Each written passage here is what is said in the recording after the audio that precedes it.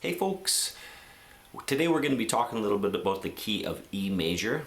I'm going to explain the components of it, the sharps that are involved, and some songs and some facts about how you can use this to your improvisation. Alright, so let's get to it. Okay, so the key of E major has four sharps. You have your F sharp, C sharp, G sharp, and D sharp. So I'm going to play through the scale and then I'm going to break it down of what the notes are. So you have the sixth string open. Here's actually the E major scale.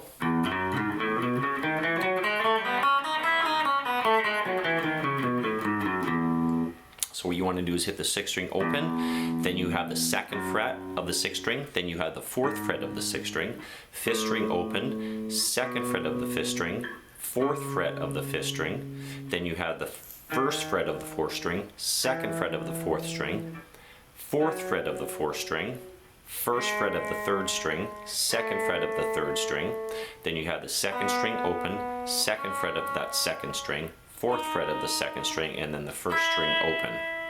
Okay, again, sixth string open, second fret, fourth fret, fifth string open, second fret, fourth fret, first fret of the fourth string, second fret, fourth fret, first fret of the third string, second fret, second string open, second fret, fourth fret, and then first string open.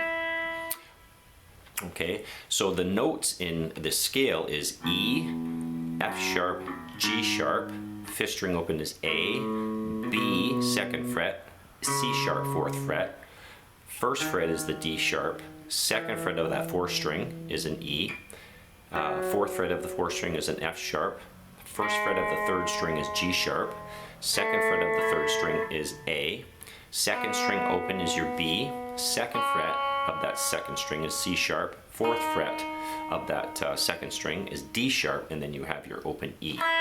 So that's your 2-octave E major scale. And the reason why we have these sharps in there is to continue this whole, whole, half, whole, whole, whole, half pattern.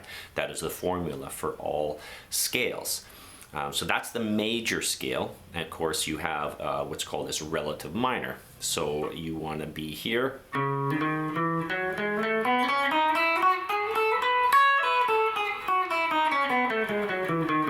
So C sharp minor is E major's relative minor. So you want to be on the fifth string, fourth fret, and you go fourth fret, sixth fret, seventh fret. Then you do the same thing on the fourth string, fourth fret, sixth fret, seventh fret. Then on the third string you go fourth fret to sixth fret. Then on the second string you go fourth fret, fifth fret, seventh fret, and then you shift your whole hand up to the ninth fret. So ninth fret, 10th fret, 12th fret of the second string, and then ninth fret of the first string. And the notes there is C sharp, D sharp, E. That's on the fifth string. And then on the fourth string you have F sharp, G sharp, and then A. Then on the third string you got B, C sharp. Then on the second string you got D sharp, E, F sharp, and then you shift all the way up to the ninth fret and you got G sharp. And then 10th fret you have an A, 12th fret you have your B, and then on the high E string you have your C sharp, where you finish that off. So that's one way to play the C sharp minor, and there's also another way that I've shown in previous videos, and that's kind of this standard one shape thing where you can start on the sixth string.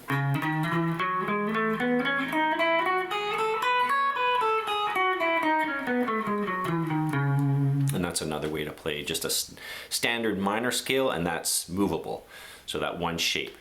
And if you want to play this E major scale 3 octaves, then it's like, and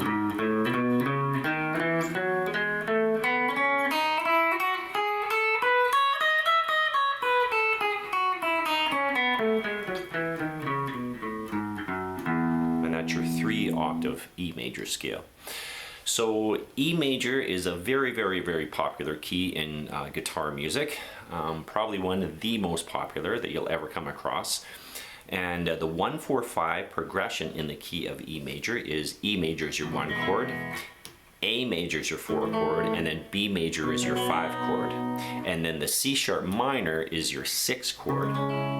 So if someone was playing in the key of E major, you would definitely know that those 4 chords 99.9% of the time is going to be involved in that song.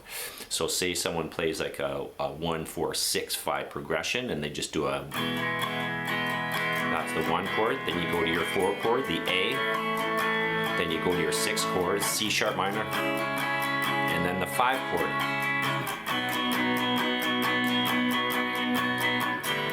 And that's how people write songs. And the 5 chord can also be substituted for 5/7. So this, in this case, would be a B7. So all of our blues and blues in E is probably one of the most popular blues that you'll ever come across. You can do a simple one. So the 1 chord is E. So there's your 1 chord.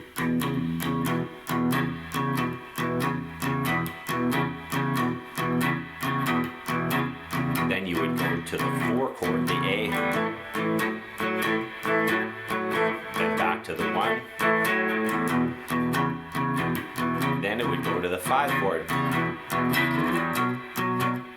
then the 4, and then your turn on.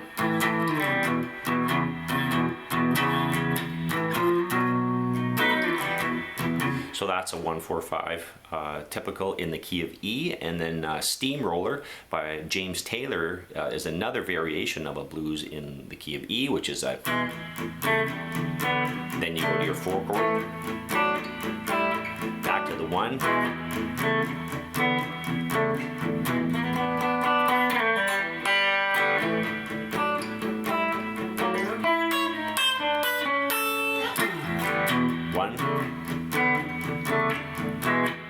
then the 5 chord, the B, 4, and then turn around.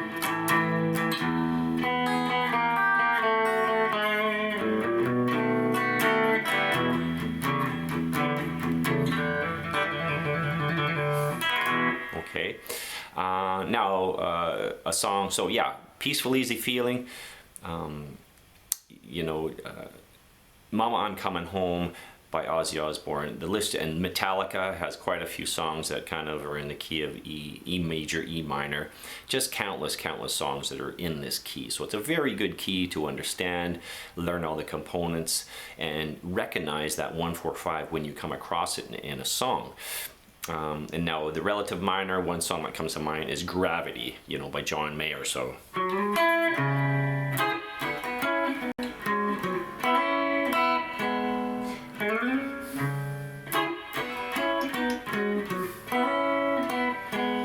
that song's in C sharp minor, kind of E major. It blends the 2 keys together.